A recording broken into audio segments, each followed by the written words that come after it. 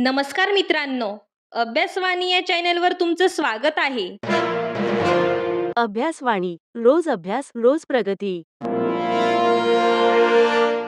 मागील लेक्चरमध्ये आपण पाहिलं की भारताचा मॉडेल कॅनडाच्या जवळचा आहे, कारण केंद्र मजबूत आहे. पण प्रश्न असा आहे की भारताला आपण पूर्णपणे एकात्मक राज्य म्हणू शकतो का? नाही. भारत हा संघराज्यात्मक देश आहे.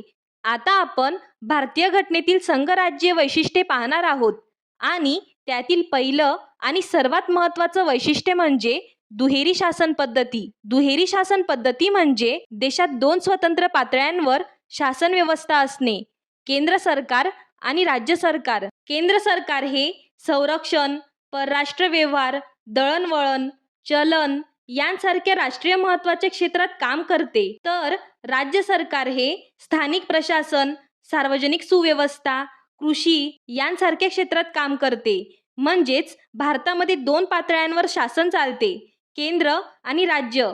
आणि हीच दुहेरी शासन पद्धती भारतीय संघ राज्याची पहिली वैशिष्ट्य आहे. पण प्रश्न असा आहे, ही संपूर्ण रचना कुठे लिहिलेली आहे? राज्यघटनेत. ही संपूर्ण रचना राज्यघटनेत लिहिलेली आहे. म्हणूनच भारतीय संघराज्याचं दुसरं महत्त्वाचं वैशिष्ट्य आहे लिखित राज्यघटना. लिखित राज्यघटना म्हणजे देशाच्या शासन रचनेचे नियम, अधिकार, कर्तव्य, मर्यादा हे सर्व एकाच अधिकृत लिखित दस्तऐवजात नमूद असणे. भारताची राज्यघटना ही पूर्णपणे लिखित आहे. जगातील सर्वात विस्तृत राज्यघटना 26 नोव्हेंबर 1949 रोजी स्वीकृत आणि 26 जानेवारी 1950 पासून अंमलात आली. एक्झाममध्ये ही तारीख खूप वेळा विचारतात. संघराज्य टिकवायचं असेल तर नियम स्पष्ट असले पाहिजेत. म्हणूनच भारताची राज्यघटना लिखित आहे. आपण पाहिलं की भारतात दुहेरी शासन पद्धती आहे आणि राज्यघटना लिखित आहे. पण प्रश्न असा आहे, केंद्र आणि राज्य यांच्यात अधिकार कसे वाटले आहेत? हा वाद होऊ नये म्हणून भारतीय राज्यघटनेने स्पष्टपणे अधिकारांची विभागणी केली आहे आणि हे संघराज्याचं तिसरं महत्त्वाचं वैशिष्ट्य आहे, अधिकारांची विभागणी. अधिकारांची विभागणी म्हणजे केंद्र आणि राज्य सरकार यांच्यात विषयांची स्पष्ट वाटणी करणे. ही विभागणी राज्यघटनेच्या 7व्या अनुसूचीमध्ये दिलेली आहे. ही कन्सेप्ट परीक्षेत नेहमी विचारली जाते. भारतीय राज्यघटनेत अधिकार 3 सूचीत विभागले आहेत: संघ सूची, राज्य सूची आणि समवर्ती सूची. संघ सूचीतील विषयांवर कायदे करण्याचा अधिकार फक्त केंद्राला असतो.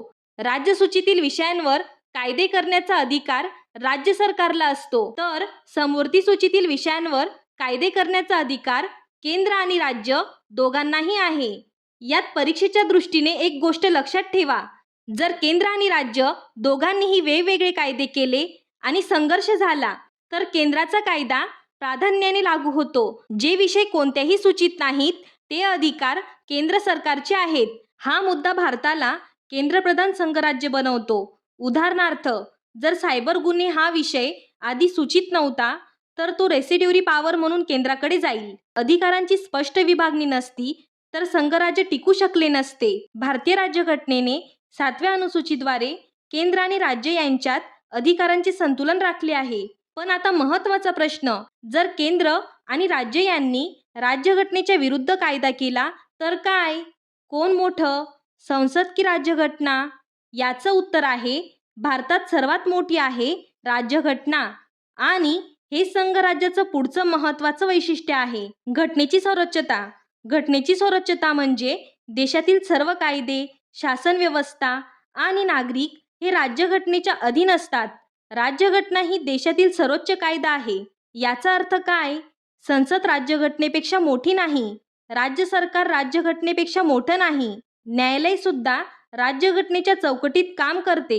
उदाहरणार्थ, समजा राज्य सरकारने असा कायदा केला की एका विशिष्ट धर्माच्या लोकांना सरकारी नोकरी मिळणार नाही. हा कायदा मूलभूत अधिकारांच्या विरोधात आहे. न्यायालय तो रद्द करेल, कारण राज्यघटना सर्वोच्च आहे. आपण पाहिलं की राज्यघटना सर्वोच्च आहे. पण प्रश्न असा आहे, जर राज्यघटना सहज बदलता आली तर तिची सर्वोच्चता टिकेल का? नाही. म्हणूनच संघराज्यात राज्यघटना थोडी कठोर असते आणि भारतीय राज्यघटनेतच पुढचं वैशिष्ट्य आहे, ताठर घटना, म्हणजे जिच्यात दुरुस्ती करणे सोपे नसते. राज्यघटनेत बदल करण्यासाठी कलम 368 नुसार संसदेत विशेष बहुमताबरोबरच किमान निम्म्या राज्यांच्या संमतीची तरतूद करण्यात आली आहे.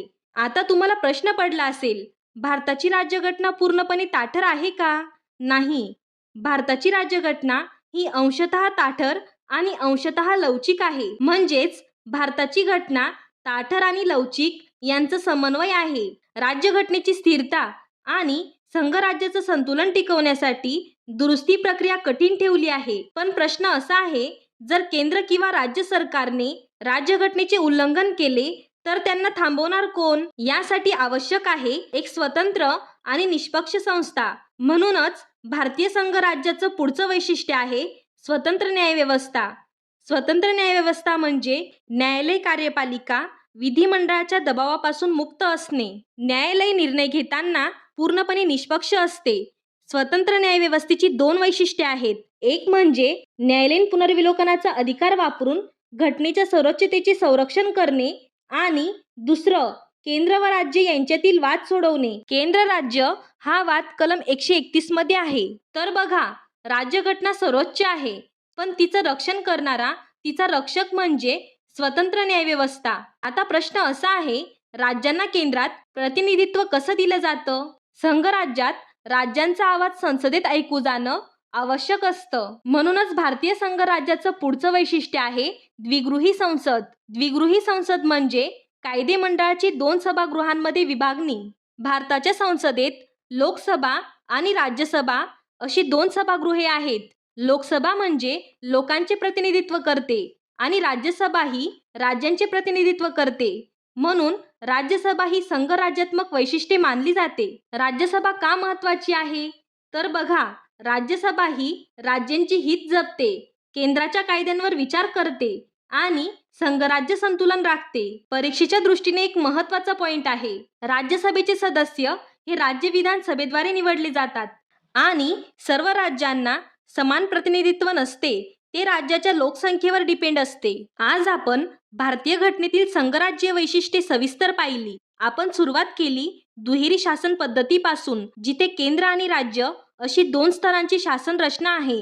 त्यानंतर आपण पाहिलं की ही संपूर्ण रचना एका लिखित राज्यघटनेत स्पष्टपणे नमूद केलेली आहे. अधिकारांची विभागणी 7व्या अनुसूचीमध्ये करण्यात आलेली आहे, ज्यामुळे केंद्र आणि राज्य यांच्यात संतुलन राखलं जातं. घटनेची सर्वोच्चता आपल्याला सांगते देशात सर्वात मोठं कोण?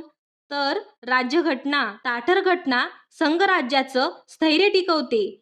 स्वतंत्र न्यायव्यवस्था राज्यघटनेचं संरक्षण करते आणि द्विगृही संसद राज्यांना केंद्रात आवाज देते. म्हणजेच भारत हा पूर्णपणे एकात्मक नाही आणि पूर्णपणे संघराज्यात्मकही नाही. तो आहे संघराज्यात्मक परंतु केंद्रप्रधान राज्य. हा मुद्दा लक्षात ठेवा, एक्झाममध्ये नक्की उपयोगी पडणार आहे. आणि पुढील लेक्चरमध्ये आपण आणखी महत्त्वाचे घटनात्मक मुद्दे पाहणार आहोत.